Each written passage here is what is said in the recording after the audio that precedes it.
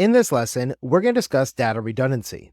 Now, one of the most effective ways to create data redundancy is to use a RAID. A RAID is a redundant array of independent disks, which allows an organization to combine multiple physical storage devices into a single logical storage device that's recognized by your operating system. There are many types of RAIDs out there, but the most common ones and most popular ones we're going to discuss are RAID 0, RAID 1, RAID 5, RAID 6, and RAID 10, also known as RAID 10. First, we have a RAID 0. A RAID 0 provides data striping across multiple disks, and it's used to increase your performance. The key word that you need to remember for a RAID 0 is striping. Now, a RAID 0 should be used when you need performance, but you don't really care about fault tolerance. In fact, a RAID 0 is the only kind of RAID that does not provide you with any kind of data redundancy, but instead, it provides us with faster read and write speeds because your data is being split across multiple drives inside of that RAID to overcome the physical speed limitations of traditional hard disk drives and other slower storage devices. For example, if I was building a high-end video editing workstation, I might want to use a RAID 0 to have two hard disk drives working together so I could work on my raw video files faster than I could by using a single hard disk drive. To create a RAID 0, you need to have at least two disks that can be configured to work in tandem with each other. Second, we have a RAID 1. Now, a RAID 1 is going to be used to provide redundancy by mirroring your data identically onto two hard disk drives or solid-state devices. This way, if one of those storage devices fails, the other one can continue to operate because it has a full copy of everything that was included on those drives. The key word you need to remember for a RAID 1 is mirroring. Now, a RAID 1 provides the least amount of downtime because there's always a complete copy of your data ready at a moment's notice that can be served up to your end users. A RAID 1 is going to provide us with some great fault tolerance, but it can only be used with two physical storage devices, which in turn only provides you with one single logical storage device that can be read or written to by the operating system. For a RAID 1, you can only lose one storage device and still be able to operate the array without suffering from any data loss or downtime. For example, on that high-end video editing workstation I mentioned, I might also want to add two other physical storage devices that are configured as a RAID 1. This way, I can use that to store all of my finished videos on. This will ensure that I always have an online and on-demand backup ready in case one of my storage devices fails, because both devices will have a fully mirrored identical copy of the data on them. Third, we have a RAID 5. Now, a RAID 5 is known as a striping disk with parity, and it requires the use of at least three physical storage devices in order for it to work.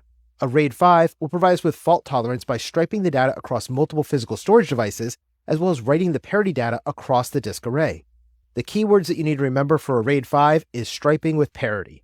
Now, if one disk fails, the other two are going to be able to reconstruct the data based on the parity, and that way they can continue their normal operations, but at a slower speed because the missing portions of data have to be calculated on the fly when the user is requesting the data from the server.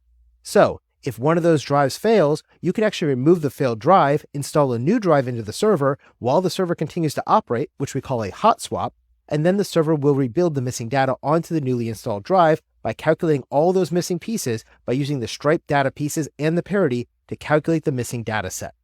Now, for a RAID 5, you can only lose one storage device and still be able to rebuild the data in the RAID without suffering from any downtime, so keep that in mind too.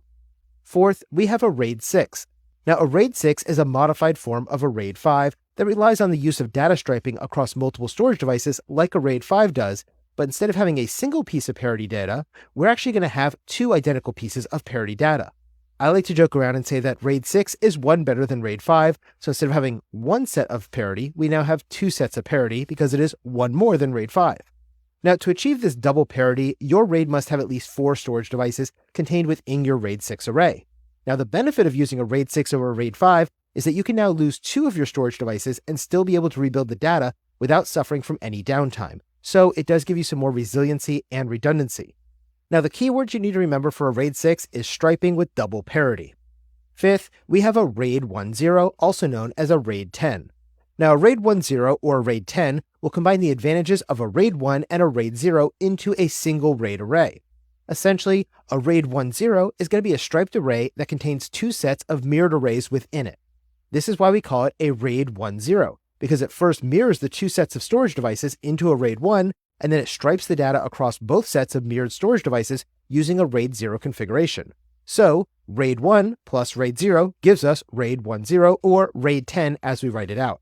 Now, the keywords you need to remember for a RAID 10 is that it is a striped array of mirrored arrays. Now, a RAID 10 or RAID 10 also supports the use of even numbers of physical storage devices to create this kind of an array. And you have to have at least 4 physical storage devices in the RAID to create a minimum of 2 sets of mirrored RAID 1s to be able to use inside of your RAID 10. A RAID 10 will provide us with fault tolerance due to the mirrored arrays inside of the RAID 10, but it also provides us with faster speeds because of the striping of the data across 2 different sets of mirrored arrays inside of the RAID 10.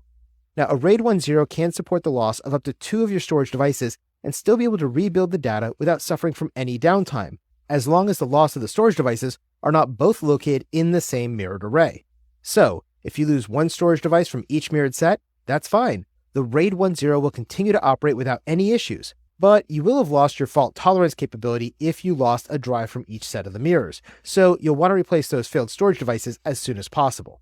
Now, when we talk about the classification and categorization of our RAIDs, we call these either failure-resistant, fault-tolerant, or disaster-tolerant. Each of these terms describes a level of resilience that a RAID system can provide against data loss and system downtime. When we're dealing with failure-resistant systems, these are systems that are designed to withstand certain hardware malfunctions without losing the associated data, and failure resistance is going to be achieved through redundancy of your storage devices by mirroring data across multiple storage devices. This means that if one device fails, the system can continue to operate using the data on the remaining devices. So, when you think about a failure-resistant system, we're really talking about any of the systems that use mirroring, which is a RAID 1 or a RAID 10 known as a RAID 10. Now, a fault-tolerant system, on the other hand, is going to be designed to not only allow for the continued operation without any downtime being experienced, but also allows the system to maintain its operations in the event of a hardware failure due to either mirroring or striping with parity, such as in a RAID 1, RAID 5, RAID 6, or RAID 10. With fault-tolerant systems, your system has the ability to quickly rebuild any lost data from the remaining healthy storage devices to ensure your systems remain resilient. Now, a disaster-tolerant system includes a broader level of protection by safeguarding your data against catastrophic events. Disaster-tolerant RAIDs utilize 2 independent zones that always have full access to all of the data. A RAID 1 and a RAID 10 are both examples of disaster-tolerant RAIDs because they have full mirrors of the data on at least one of the storage devices within the array.